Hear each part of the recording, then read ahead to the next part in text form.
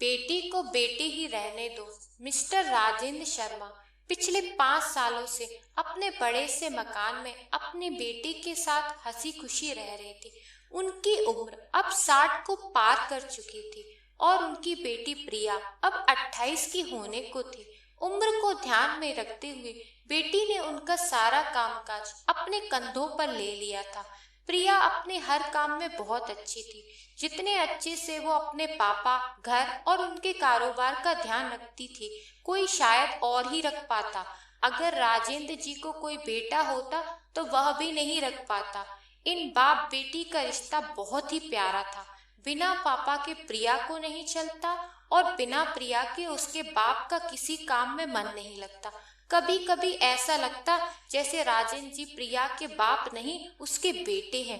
प्रिया की हरकतें ही कुछ ऐसी थी।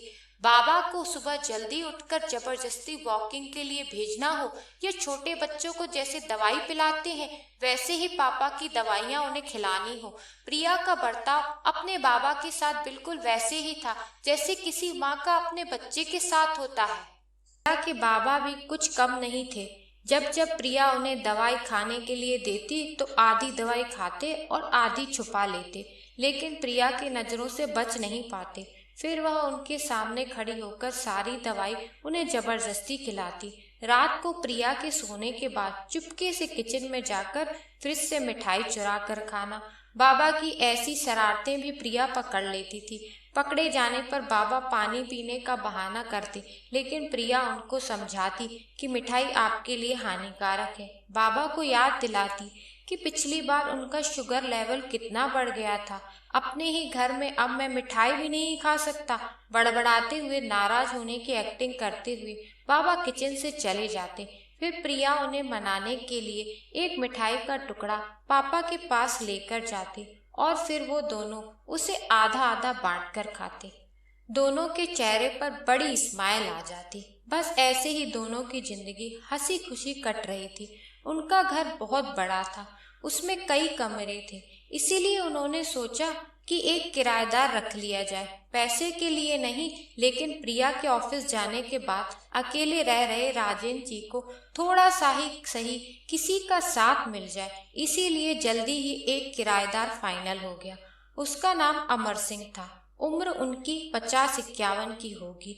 एग्रीमेंट पेपर बनाने के दौरान पहली बार वह राजेंद्र जी और प्रिया से मिले। उन्हें दोनों से मिलकर काफी अच्छा लगा और वह अमर सिंह अपनी बीवी के साथ राजेंद्र जी के घर पर किराएदार के तौर पर रहने लगे।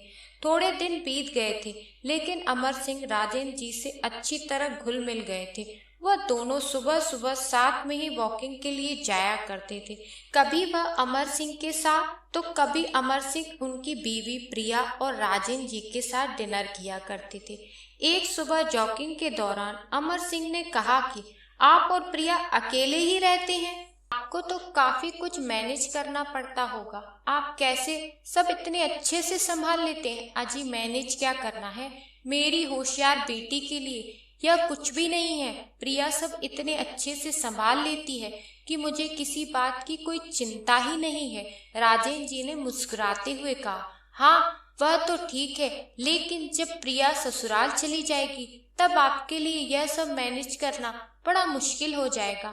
आपका कोई बेटा भी तो नहीं है और आप अकेले ही इतने बड़े घर में रहते हैं। अमर सिंह ने अपना विचार बताते हुए कहा। राजेंद्र जी के चेहरे के हाव भाव बदल गए। वह अमर सिंह से कुछ कहना चाहते थे, लेकिन नहीं कहा और बात बदलने के लिए उनसे पूछा, खैर वो सब जाने दीजिए, आपके कितने बच्चे हैं? अमर सिंह ने छाती चौड़ी करते हुए कहा, मेरे 2 बच्चे हैं, दोनों ही लड़के हैं और दोनों ही अमेरिका में रहते हैं। राजेंद्र जी को लगा जैसे अमर सिंह उन्हें ताना मार रहे हों, लेकिन फिर भी उन्होंने कुछ नहीं कहा और वो जॉगिंग करके अपने घर लौट आए। कुछ दिन बीते। राजेंद्र जी ने अमर सिंह को अपने साथ खाने के लिए बुलाया, क्योंकि अमर सिंह की पत्नी किसी काम से बाहर गई थी और वे अकेले थे। अमर सिंह, राजेंद्र जी और प्रिया डाइनिंग टेबल पर बैठकर खाना खा रहे थे। पहला निवाला खाते हैं? अमर सिंह ने खाने की तारीफ करते हुए कहा। प्रिया बेटा, तुमने आज बहुत अच्छा खाना बनाया है, राजेंद्र जी ने गर्व महसूस करते हुए कहा। हाँ, मेरी बेटी बहुत अच्छा खाना बनाती है, अमर सिंह जी बोल पड़े। यह तो बड़ी अच्छी बात है, उसके ससुराल वाले बड़े खुश रहेंगे। प्रिया उनसे कुछ कहना चाहती थी, लेकिन राजेंद्र जी ने उसे रोक दिया और बात बदलने के लिए प्रिया से पूछा, कारोबार कैसा चल रहा है, कोई दिक्कत तो नहीं हो रही है? प्रिया ने कारोबार की सारी जानकारी और स्थिति अपने पापा को बताई, जिसे अमर सिंह भी सुन रहे थे और वह प्रभावित होकर बोले, वाह प्रिया बेटा, मानना पड़ेगा, जिस तरह से तुम सारा कारोबार संभाल रही हो, तुम राजेंद्र जी की बेटी नहीं बेटा हो बेटा। अब राजेंद्र जी से ना रहा गया। उन्होंने कहा, पता नहीं क्यों आप सभी लोग बेटी को बेटे के साथ कंपेयर करते हो। ऐसा एक भी काम या एक भी फील्ड बताइए जिसमें बेटियों ने अपना नाम ना बनाया हो। अरे आसमान में प्लेन उड़ाने से लेकर देश के सर्वोच्च पद पर बैठकर देश चलाने तक बेटियों ने हमेशा अपने आप को साबित किया है, लेकिन आप जैसे लोग अभी भी उनकी तुलना बेटों से ही करते रहोगे। होते होंगे बेटे सबके लिए ज्यादा इम्पोर्टेंट, मेरे लिए तो मेरी बेटी ही सबसे बढ़कर है, और मैं यह फक्र से कह सकता हूँ, जो मेरी बेटी ने मेरे लिए किया है, जितना प्यार मुझे दिया है, उतना दुनिया का कोई भी बेटा नहीं दे सकता। चलिए मैं आपसे ही पूछता हूँ, आपके 2 बेटे हैं ना, बताइए वो साल में आपसे कितनी बार मिलने आते हैं? अमर सिंह जी, दुनिया बदल चुकी है, अब आप भी बदल जाइए। बेटी को बेटी ही रहने दीजिए, उसे बेटा बनाने की कोशिश मत कीजिए। आप जब भी किसी बेटी का सम्मान करेंगे तो एक बेटी की तरह ही करना। ऐसा कभी मत कहना कि तुम बेटी नहीं बेटा हो। आशा करती हूँ कि ये छोटी सी कहानी आपको पसंद आई हो। इस कहानी के बारे में आपकी क्या राय है, कमेंट सेक्शन में जरूर बताएं। वीडियो पसंद आया हो तो प्लीज़ इसे लाइक करें, शेयर करें, चैनल को सब्सक्राइब करें। इस वीडियो को प्यार से सुनने के लिए आपका बहुत बहुत धन्यवाद।